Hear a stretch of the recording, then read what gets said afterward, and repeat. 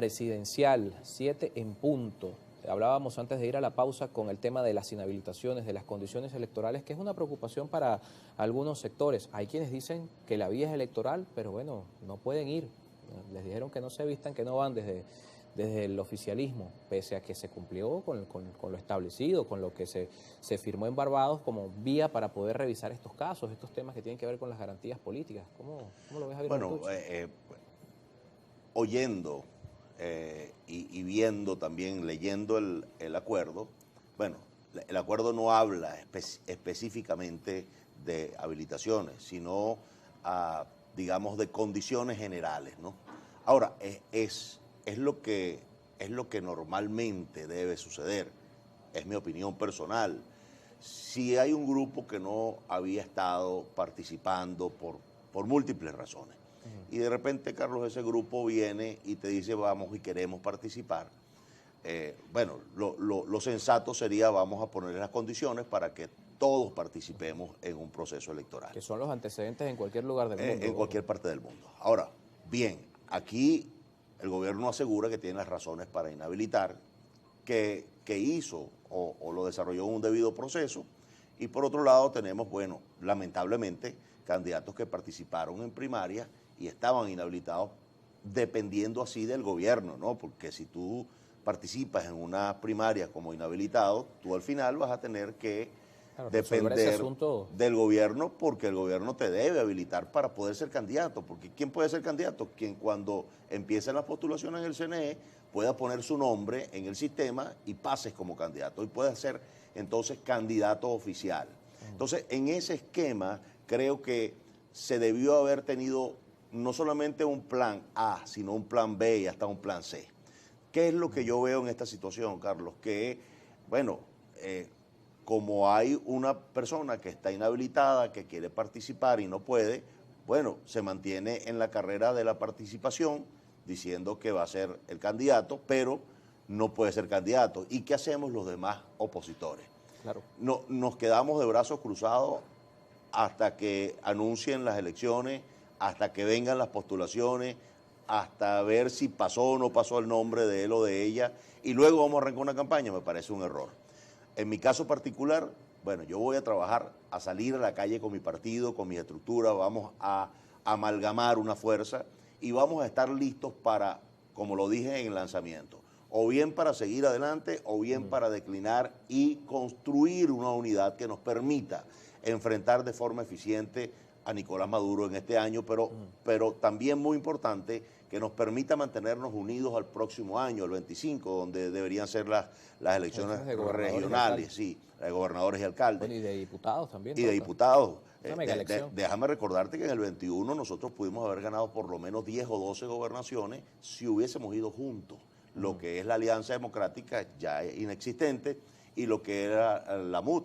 Ahora, por cuestiones de ego y estas separaciones estériles de que tú eres y yo no soy, creo que le hizo mucho daño a este proceso. Pudimos estar en otro punto ahora. Pudimos estar con 12 gobernaciones y aproximadamente 150 alcaldías en una mesa de negociación con el gobierno muy diferente, porque es una cosa interna. Ya no estamos dependiendo de que alguien nos ponga o no nos ponga sanciones de una firma de un tratado en Barbados o en cualquier parte del mundo, sino que estaríamos dependiendo de nuestra fuerza interna, nacional, de nuestra propia gente. Y eso es lo que tenemos que empezar a ver, dejar de ver hacia afuera y empezar a trabajar aquí adentro para construir esa fuerza, ese ánimo, esa participación, y podamos entonces demostrar que somos mayoría. ¿Y crees, Javier Bertucci, que hoy están dadas las condiciones para eso? Porque si bien la Alianza Democrática hoy está extinta, los partidos que la conformaron, bueno, Juan Carlos Alvarado quiere ser presidente, José Brito quiere ser presidente, Antonio Ecarri quiere ser presidente, no es de la Alianza Democrática, pero es decir, en ese sector de la oposición hay 4 o 5 candidatos y ahora se suma Javier Bertucci. Bueno, fíjate. Empezar por ahí para luego hablar con la otra oposición. Entre todos esos candidatos, tienes toda la razón, yo creo que antes de hablar con el gobierno tenemos que hablar nosotros, ¿no? Todo el mundo habla con el gobierno. Lamentablemente entre nosotros no nos hablamos, ¿no? Eso es una cosa ilógica, irracional. Pero ahora fíjate una cosa, entre todos esos candidatos que han salido, el único que ha participado con más de 1 millón de votos he sido yo.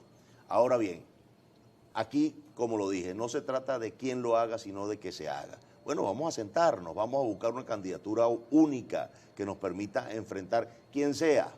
Digo, cuando estoy hablando aquí de los que pueden participar, quienes sean, quien sea, con tal de que se haga. Ahora, vamos también a entender que hay personas que tienen un liderazgo nacional de este grupo y hay otros que no lo tienen. Hay personas que tienen estructura, hay personas que no lo tienen.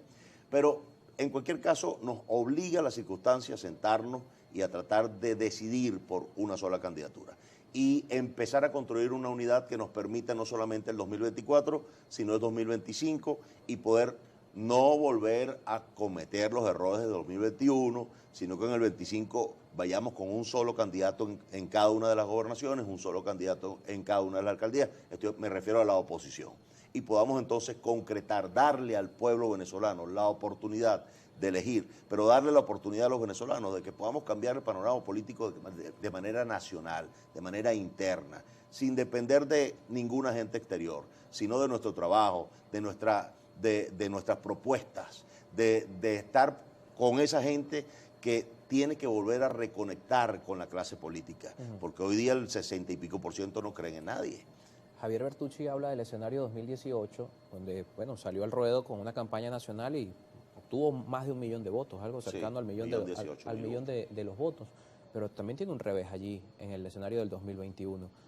¿Cree Javier Bertucci que hoy es su momento? ¿Por qué salir al ruedo en una coyuntura donde, el panorama está complicado por la cantidad de candidatos y las encuestas hablan de un favoritismo de la ciudadanía hacia un perfil que está inhabilitado, justo o injusto, ya eso lo dirán los juristas, ¿no? Claro. ¿Cree que es su momento? Mira, yo pienso que el momento es ¿por qué? Porque desde mi posición y el nicho de mi voto necesita ser animado.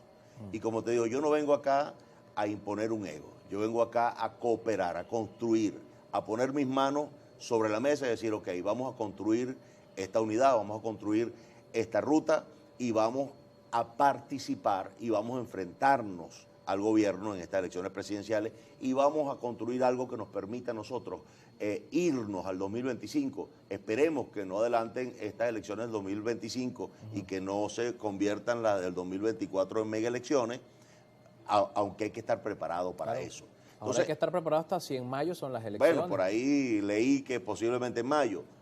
En este asunto, esta es la tierra de lo posible, ¿no? Aquí puede ocurrir cualquier cosa. Pero como oposición tenemos que estar listos para eso. Así que el llamado es ahora a la oposición que quiere participar y puede participar, y que nos reunamos y nos sentemos y nos pongamos de acuerdo, porque a Venezuela no se le puede dejar sola, a Venezuela no se le puede dejar en un sentido huérfana, sin líderes y sin opciones más que la del gobierno. Y yo creo que el gobierno está jugando a esto, ¿no? Está jugando no solamente a la desestabilización de la oposición, sino obviamente a la división de esa oposición. Y yo creo, te repito, Carlos, que es momento de ser grandes, es momento de sentarnos, es momento de reconocer la necesidad de cada uno de los que nos declaramos opositores. Y es la oportunidad que tenemos ahora, porque las elecciones son este año, no puede ser después, tiene que ser ahora. Tenemos que sentarnos ahora, tenemos que hablar ahora y tenemos que llegar a acuerdos ahora.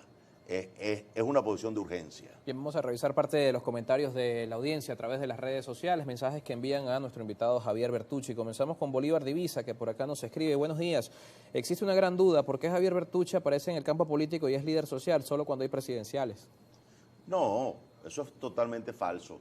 Nosotros estamos, especialmente yo, atípicamente a otros políticos que se aparecen solamente como los cometas en elecciones. No. A esta persona le digo que vea las redes, que las investigue mejor y se dará cuenta que yo vengo de la calle, sigo haciendo las actividades sociales, seguimos dando los platos de sopa, pero más aún seguimos ayudando a niños que están en situación de no tener el uniforme para asistir al colegio, seguimos asistiendo a la familia venezolana a través de nuestras jornadas asistenciales, ¿no? Así que sigo en la calle, eso no es así. Luis Loyo por acá sobre ese tema precisamente tiene una pregunta. Su invitado, ¿cómo puede mezclar la política con la religión cuando Dios no acepta a los políticos? Dice Luis Loyo.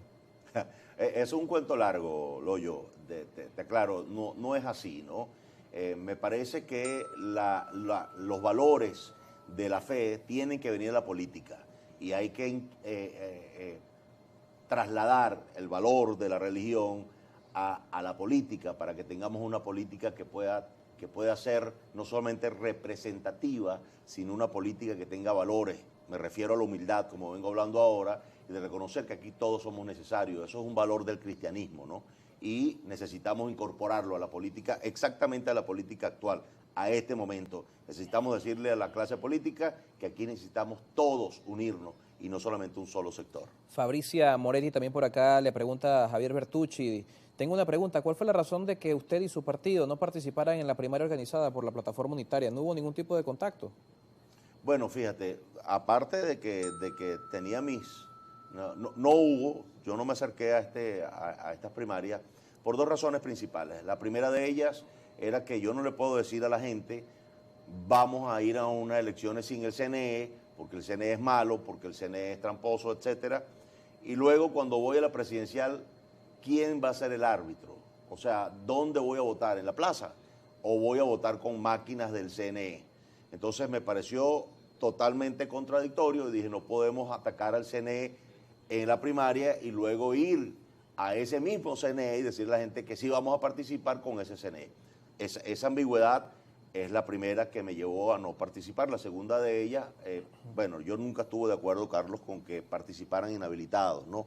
Porque caíamos otra vez en el asunto de jugar con la esperanza de la gente. Después que tú le dices a la gente que tú vas a ser el candidato y no puedes ser el candidato y te eligen como el candidato. Entonces, bueno, esto que estamos pasando se hubiese podido evitar.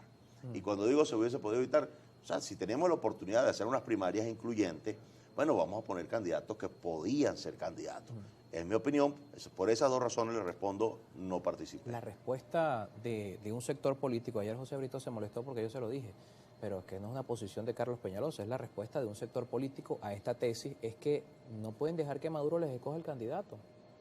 ¿Cómo lo ve Javier Bertucci? Eso no es dejar que Maduro escoja el candidato de la oposición.